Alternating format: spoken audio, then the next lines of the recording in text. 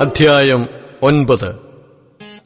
അവർ മിസ്രയീം ദേശത്തുനിന്ന് പുറപ്പെട്ട് പോന്നതിന്റെ 2-ാം സംവത്സരം 1-ാം മാസം യഹോവ സീനായി മരുഭൂമിയിൽ വച്ച് മോശയോട് അരുളിച്ചെയ്തത് എന്തെന്നാൽ, ഇസ്രായേൽ മക്കൾ പെസഹ അതിന് നിശ്ചയിച്ച സമയത്ത് ആചരിക്കണം. അതിന് നിശ്ചയിച്ച സമയമായ ഈ മാസം 14-ാം തീയതി വൈകുന്നേരം അത് ആചരിക്കണം. അതിന്റെ എല്ലാ ചട്ടങ്ങൾക്കും നിയമങ്ങൾക്കും അനുസരണയായി നിങ്ങളത് ആചരിക്കണം. പെസഹ ആചരിക്കണമെന്ന് മോശ ഇസ്രായേൽ മക്കളോട് പറഞ്ഞു. അങ്ങനെ അവർ 1-ാം മാസം 14-ാം തീയതി സന്ധ്യാസമയത്ത് സീനായി മരുഭൂമിയിൽ വച്ച് പെസഹ ആചരിച്ചു. യഹോവ മോശയോട് കൽപ്പിച്ചതുപോലെ ഇസ്രായേൽ ചെയ്തു. എന്നാൽ ഒരു മനുഷ്യന്റെ ശവത്താൽ അശുദ്ധരായിത്തീർന്നിട്ട് ആ നാളിൽ പെസഹ ആചരിപ്പാൻ കഴിയാത്ത ചിലരുണ്ടായിരുന്നു. അവർ അന്നുതന്നെ മോശയുടെയും അഹ്റോന്റെയും മുമ്പാകെ വന്ന് അവനോട്, ഞങ്ങൾ ഒരുത്തന്റെ ശവത്താൽ അശുദ്ധരായിരിക്കുന്നു. നിശ്ചയിക്കപ്പെട്ട സമയത്ത് ഇസ്രായേൽ മക്കളുടെ ഇടയിൽ യഹോവയുടെ വഴിപാട് കഴിക്കാതിരിപ്പാൻ ഞങ്ങളെ മുടക്കുന്നത് എന്ത് എന്ന് ചോദിച്ചു. മോശ അവരോട്, നിൽപ്പിൻ, യഹോവ നിങ്ങളെക്കുറിച്ച് കൽപ്പിക്കുന്നത് എന്ത് എന്ന് ഞാൻ കേൾക്കട്ടെ എന്ന് പറഞ്ഞു. എന്നാറെ യഹോവ മോശയോട് അരുളിച്ചെയ്തത്, നീ ഇസ്രായേൽ മക്കളോട് പറയേണ്ടതെന്തെന്നാൽ, നിങ്ങളിലോ നിങ്ങളുടെ സന്തതികളിലോ വല്ലവനും ശവത്താൽ അശുദ്ധനാകുകയോ ദൂരയാത്രയിലായിരിക്കുകയോ ചെയ്താലും അവൻ യഹോവയ്ക്ക് പെസഹ ആചരിക്കണം.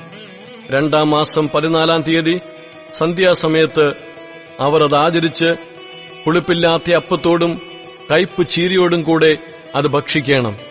രാവിലത്തേക്ക് അതിലൊന്നും ശേഷിപ്പിച്ചു വയ്ക്കരുത്. അതിന്റെ അസ്ഥിയൊന്നും ഒടുക്കിയും അരുത്. പെസഹയുടെ ചട്ടപ്രകാരമൊക്കെയും അവർ അത് ആചരിക്കണം. എന്നാൽ ശുദ്ധിയുള്ളവനും പ്രയാണത്തിലല്ലാത്തവനുമായ ഒരുത്തൻ പെസഹ ആചരിക്കാതെ വീഴ്ച വരുത്തിയാൽ അവനെ അവന്റെ ജനത്തിൽ നിന്ന് ഛേദിച്ചു കളയണം. നിശ്ചയിച്ച സമയത്ത് യഹോവയുടെ വഴിപാട് കഴിക്കായികൊണ്ട് അവൻ തന്റെ പാപം വഹിക്കണം. നിങ്ങളുടെ ഇടയിൽ വന്നു പാർക്കുന്ന ഒരു പരദേശിക്ക് യഹോവയുടെ പെസഹ ആചരിക്കണമെങ്കിൽ പെസഹയുടെ ചട്ടത്തിനും നിയമത്തിനും അനുസരണയായി അവൻ ആചരിക്കണം. പരദേശിക്കാകട്ടെ സ്വദേശിക്കാകട്ടെ നിങ്ങൾക്കൊരു ചട്ടം തന്നെ ആയിരിക്കണം. തിരുനിവാസം നിവർത്തി നിർത്തിയ നാളിൽ മേഘം സാക്ഷ്യകൂടാരമെന്ന തിരുനിവാസത്തെ മൂടി. സന്ധ്യാസമയം തൊട്ട് രാവിലെ വരെ അത് തിരുനിവാസത്തിന്മേൽ അഗ്നിപ്രകാശം പോലെ ആയിരുന്നു. അതെല്ലായ്പ്പോഴും അങ്ങനെ തന്നെ ആയിരുന്നു. പകൽ മേഘവും രാത്രി അഗ്നിരൂപവും അതിനെ മൂടിയിരുന്നു. മേഘം കൂടാരത്തിന്മേൽ നിന്ന് പൊങ്ങുമ്പോൾ ഇസ്രായേൽ മക്കൾ യാത്ര പുറപ്പെടും. മേഘം നിൽക്കുന്നിടത്ത് അവർ പാളയമിറങ്ങും. യഹോവയുടെ കൽപ്പന പോലെ ഇസ്രായേൽ മക്കൾ യാത്ര പുറപ്പെടുകയും യഹോവയുടെ കൽപ്പന പോലെ പാളയമിറങ്ങുകയും ചെയ്തു. മേഘം തിരുനിവാസത്തിന്മേൽ നിൽക്കുമ്പോഴൊക്കെയും അവർ പാളയമടിച്ച് താമസിക്കും. മേഘം തിരുനിവാസത്തിന്മേൽ ഏറെ നാൾ ഇരുന്നുവെങ്കിൽ ഇസ്രായേൽ മക്കൾ യാത്ര പുറപ്പെടാതെ യഹോവയുടെ ആജ്ഞ കാത്തുകൊണ്ടിരിക്കും. ചിലപ്പോൾ മേഘം തിരുനിവാസത്തിന്മേൽ കുറെ നാളിരിക്കും. അപ്പോൾ അവർ യഹോവയുടെ കൽപ്പന പോലെ പാളയമിറങ്ങിയിരിക്കും. പിന്നെ യഹോവയുടെ കൽപ്പന പോലെ യാത്ര പുറപ്പെടും. ചിലപ്പോൾ മേഘം സന്ധ്യ മുതൽ ഉഷസ് വരെ ഇരിക്കും. ഉഷകാലത്ത് മേഘം പൊങ്ങിയെങ്കിൽ അവർ യാത്ര പുറപ്പെടും. ചിലപ്പോൾ പകലും രാവും ഇരിക്കും. പിന്നെ മേഘം പൊങ്ങിയെങ്കിൽ അവർ യാത്ര പുറപ്പെടും.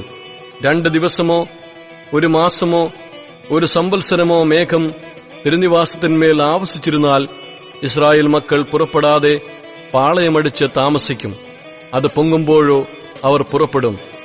യഹോവയുടെ കൽപ്പന പോലെ അവർ പാളയമിറങ്ങുകയും യഹോവയുടെ കൽപ്പന പോലെ യാത്ര പുറപ്പെടുകയും ചെയ്യും.